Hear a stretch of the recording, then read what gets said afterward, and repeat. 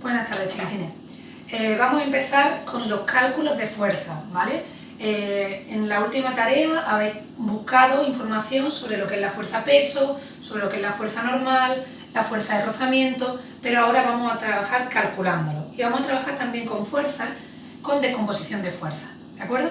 Vamos a empezar por la fuerza-peso. La fuerza-peso, ya sabéis que es la fuerza con la que la Tierra atrae a cualquier masa. El año pasado veíamos que cuando trabajábamos la ley de gravitación universal, en la que sustituíamos la masa de la Tierra y el radio de la Tierra, nos dábamos cuenta de que había una constante, que es la que nosotros llamamos gravedad, que siempre es la misma, de manera que la fuerza de la gravedad, es decir, la fuerza peso, va a ser igual a masa por la gravedad. Cada vez que nosotros encontremos la fuerza peso, va a ser igual a la masa del objeto por la gravedad.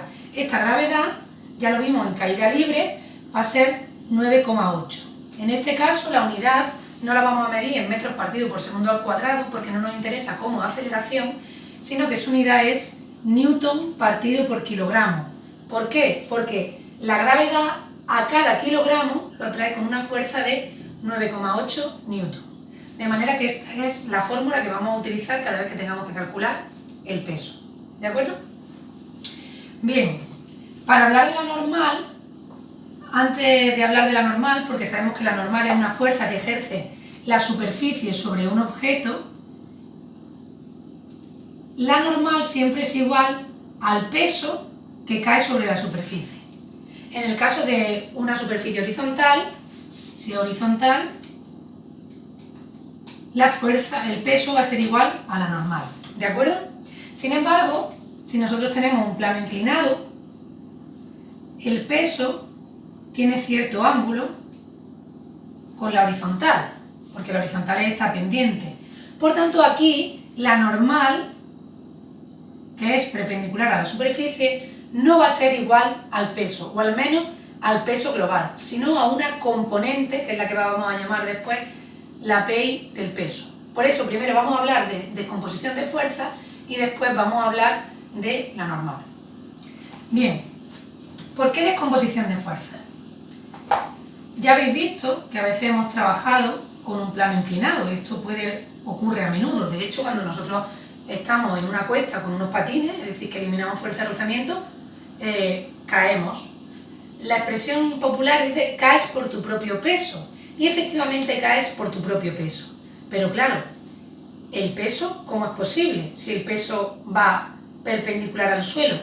No, no va perpendicular al suelo, va perpendicular a la superficie de la Tierra. ¿De acuerdo? Entonces, cuando nosotros trabajamos así, cuando trabajamos en física, siempre tenemos que trabajar en dos ejes. El eje de la X, vamos a pintarlo en otro color, que es paralelo a la superficie, y el eje de la Y, que es perpendicular a la superficie. Por tanto, este peso no nos vale, no nos sirve.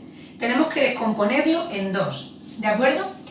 Si nosotros giramos esta flechita que tenemos hacia abajo, imaginaos que le podemos dar la vuelta, tendríamos algo tal que así.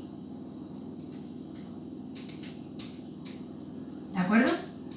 Lo que he hecho ha sido girar esto. Es decir, tenemos una paralela aquí y otra, perdón. Tendríamos una componente del peso que va en horizontal, que la vamos a llamar PX, y una componente del peso que va perpendicular a la superficie, y la vamos a llamar PI. ¿De acuerdo? Voy a dibujarlo aquí fuera, lo que nos ha quedado. Tenemos la P, tenemos la PX y tenemos la PI. Si os dais cuenta, esto es un triángulo rectángulo, y eso es lo que vamos a utilizar para nuestros cálculos. ¿Qué vamos a hacer? Bueno, pues si os fijáis en este triángulo rectángulo, vamos a darle la vuelta, que es lo que teníamos aquí hecho, y nos damos cuenta que el peso va a ser la hipotenusa, que la que nosotros hemos llamado PI va a ser el cateto contiguo, y lo que nosotros hemos llamado PX, que estaría aquí, es como si calculáramos el cateto opuesto. igual que hemos hecho en la tarea de hoy. Pues bien, normalmente cuando tenemos un plano inclinado nos van a dar el ángulo de ese plano inclinado. Imaginaos que por ejemplo es 30 grados. Si tenemos el ángulo y queremos calcular cateto opuesto o cateto contiguo, vamos a utilizar nuevamente la trigonometría.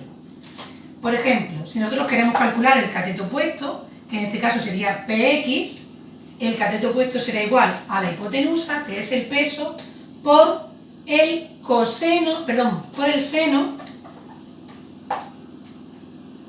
de 30 grados, que sería el ángulo. Si nosotros queremos calcular pi, que sería el cateto contiguo, si os fijáis el ángulo es este, por tanto este es el cateto contiguo, va a ser P por el coseno de 30 grados.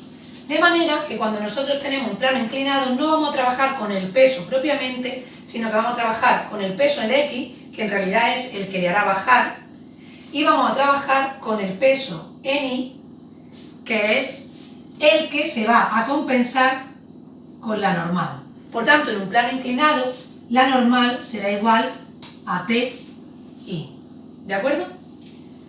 Volveremos en otro vídeo con la normal, cómo calcular la fuerza de rozamiento.